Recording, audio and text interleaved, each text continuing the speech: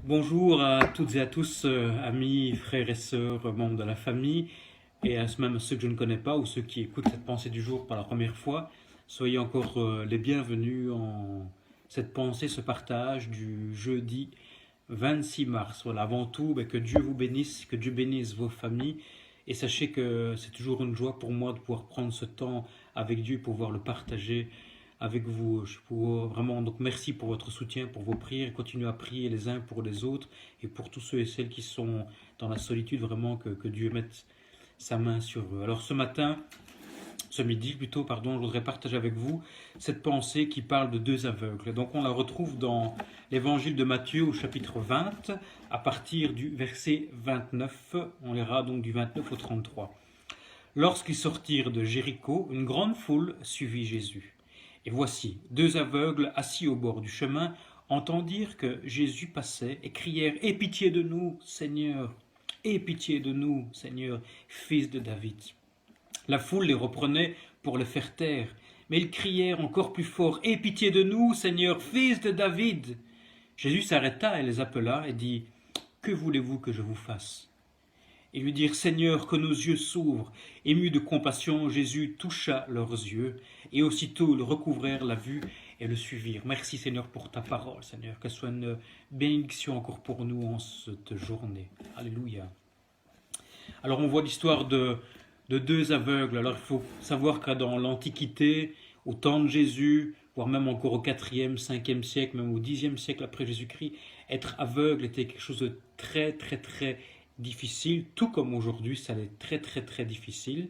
La seule différence aujourd'hui par rapport à hier, c'est qu'aujourd'hui certaines choses sont mises en place pour les aveugles, certaines choses financières sont mises en place aussi pour ceux qui ne savent pas travailler. À l'époque, être aveugle signifie ne pas pouvoir travailler, ne pas pouvoir se marier, ne pas pouvoir fonder une famille, c'est-à-dire être exclu. Et être exclu de la vie de tous les jours, c'est être mis de côté, être un paria pour la société. Et voilà que ces deux aveugles sont mis de côté.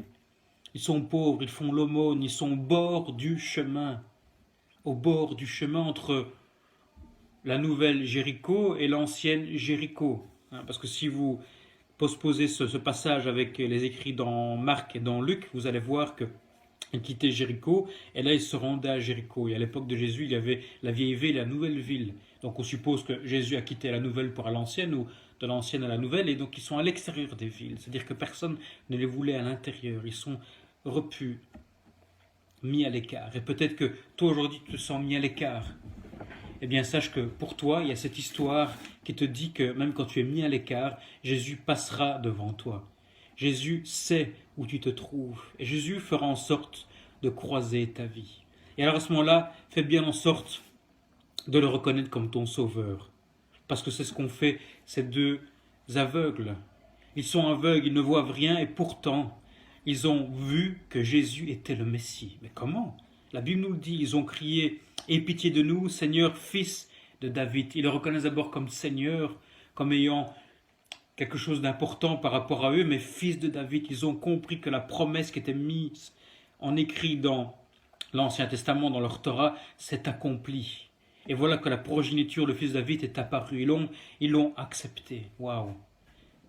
Ça nous fait penser à deux choses. D'abord, ça parle du peuple d'Israël, de ces Juifs qui n'ont pas encore accepté Jésus-Christ comme étant leur Messie, leur Sauveur, qui sont aveuglés, mais qui tôt ou tard l'accepteront. On pourra le lire dans l'Apocalypse. Et puis ça nous parle aussi du monde européen, américain, asiatique, qui sont aveuglés et qui ne comprennent pas qui est Jésus. Et qui n'ont pas encore compris que Jésus est plus qu'un prophète, qui est plus qu'un leader, qui est plus qu'un grand homme charismatique, qui est plus qu'une légende. Jésus-Christ est le Fils de Dieu. Jésus est Dieu qui s'est fait chair pour toi comme pour moi, pour comprendre nos souffrances, pour savoir comment nous souffrions et pour pouvoir compatir et nous sauver. Et voilà que ces aveugles lancent un message de dire voilà, nous sommes aveugles, mais nous savons que toi tu es le Fils de Dieu, toi tu es le Messie, tu pourras nous sauver.